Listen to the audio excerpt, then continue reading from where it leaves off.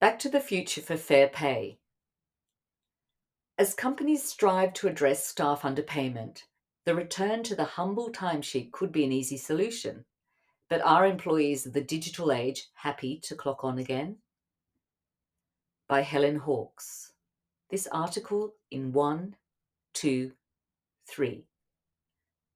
With nearly 30% of the global workforce predicted to be working remotely multiple days a week by 2021, there will be added challenges in ensuring employees are paid correctly. However, complexity around awards and enterprise agreements is the greatest challenge in keeping up to date with how people work and should be paid. Australia's Fair Work Commission has made it compulsory for employers of staff on an annualised salary agreement to keep records of starting and finishing times and unpaid breaks taken. In workplaces of old, most employees were issued with a time card they inserted into what was known as a Bundy clock, which clocked them in and out of their shift. Today, with companies from the Australian Broadcasting Corporation to Woolworths Group and Coles Group having been caught up in wage underpayment claims, anecdotal evidence suggests biometric clocks that feature a sensor or a facial recognition system are on the way back for white-collar workers once most of us return to the office. In fact, Coles Group is already having its managers clock on and off after discovering that staff were owed 20 million Australian dollars in overtime. Even for workers who felt there are cross-payroll issues, the need for more employees to work from home during the pandemic has also introduced fresh challenges in accurately monitoring hours. Even clocking start and end times, as well as unpaid breaks, may not reflect workers who log off to complete a personal or family task and then log back on again, says Rowan Geddes, partner payroll consulting, PwC Australia. Geddes believes all employers need to have better visibility over working times to enable employees to be paid correctly. Simply put, he says businesses can no longer treat payroll as set and forget. While 54% of Australians spent at least some time working remotely before COVID-19, Global Workplace and Analytics predicts that 25 to 30% of employees globally will be working from home multiple days a week by the end of 2021. Experts agree telecommuting will present additional challenges in monitoring hours.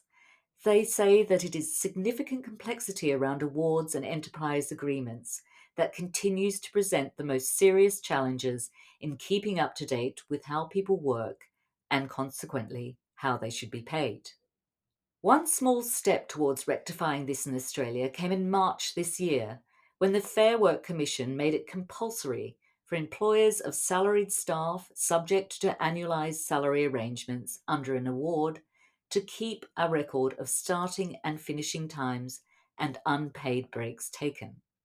The move followed numerous underpayment scandals that were referred to as endemic to corporate Australia and requiring a full court press, that is, a defensive move in basketball, across government policy, according to Attorney General Christian Porter.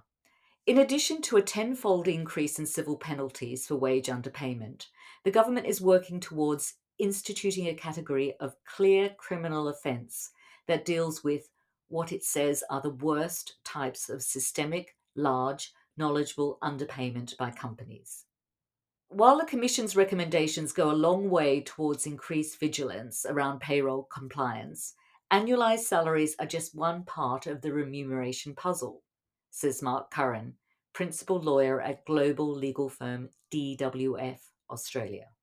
There are 120 modern employment awards covering Australian workers that currently contain an annualised salary arrangement clause.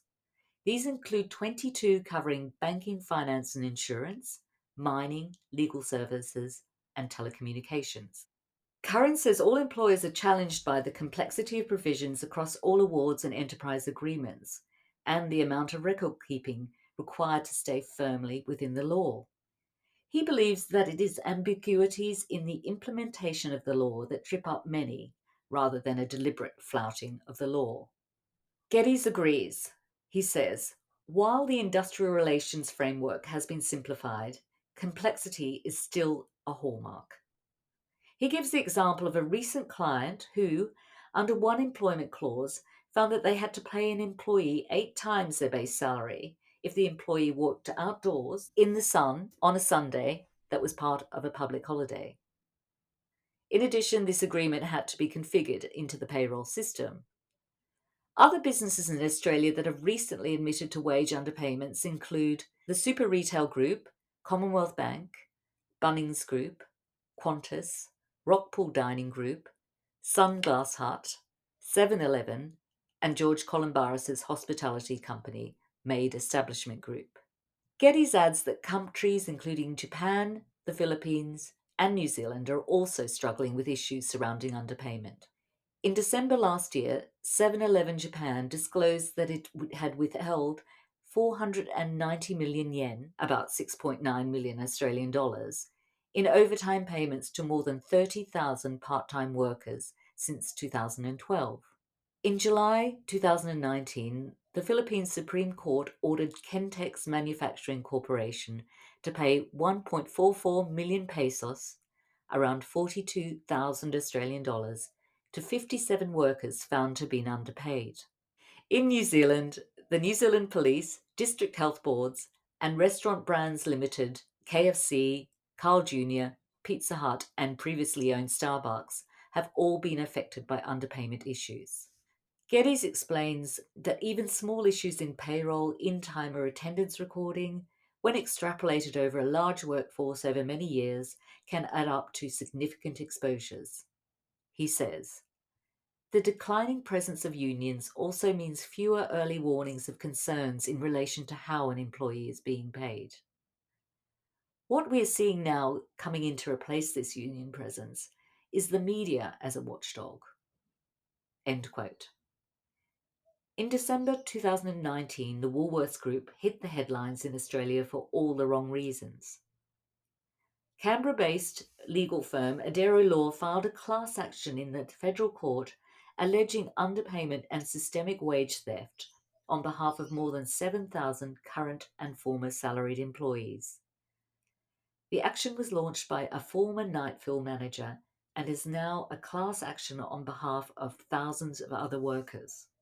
Adero Law alleges underpayment by the Woolworths Group amounts to around 620 million Australian dollars. This is an allegation the organisation has disputed, as well as saying it believes the class action proceedings are without merit. In February this year, Brad Banducci, Woolworths Group Managing Director, said that the company had analysed almost 80 million time attendance and rostering records of salaried store team members and reassured the public and shareholders that the company is committed to rectifying any matters as soon as possible.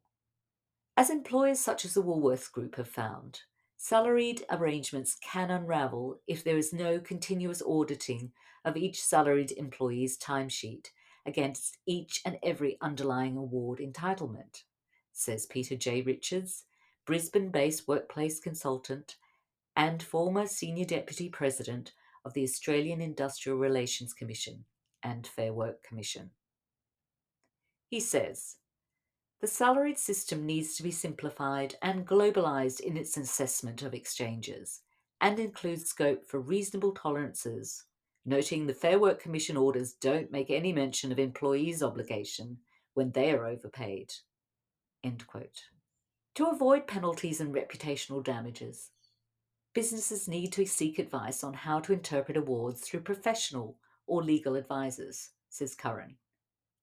In addition, companies can use data visualization capacities to look at their workforce in detail and explore information that comes through payroll, says Geddes. Apps, such as Asana or Trello, can also provide accountability and transparency to the wider team on what others are working on, especially for businesses that encourage telecommuting. Karen Gately, founder of organizational leadership and team development company Corporate Dojo, believes that great relationships with people are at the heart of the ability of a business to monitor and report on levels of productivity. Even in an office environment, it is not possible to watch how many minutes or hours people are being productive, she says. Employers are relying on staff to get into a database and enter their hours and add any relevant notes. End quote. Besides demonstrating integrity, staff need to be well trained in the record keeping systems in place, and employers need to make the fundamentals, such as a good system with checks and balances, a baseline priority, says Gately, who has worked with companies including Hewlett Packard and Toyota. These may include the new version of the Bundy clock, mobile phone apps that track time, or electronic check-in, she says. Gately adds that optimal work hours for those in a professional role are the hours it takes to deliver on the role within reasonable boundaries that also enable them to maintain health and balance. If someone is working 70 hours a week and is tired and burnt out, they're not going to be impactful, she says. Every working arrangement should be based on mutual trust and respect. Main copy ends. Breakout. These are the record-keeping requirements under the new annual wage agreements. Employers must record the arrangement in writing and include the annual wage that will be paid and how it has been calculated, which award entitlements are being included, the maximum number of penalty hours and overtime hours that can be worked in a pay period without extra payment. The employee must record starting and finishing times and unpaid breaks taken. Lastly, employers must also undertake a reconciliation of their employees' annual wages every 12 months.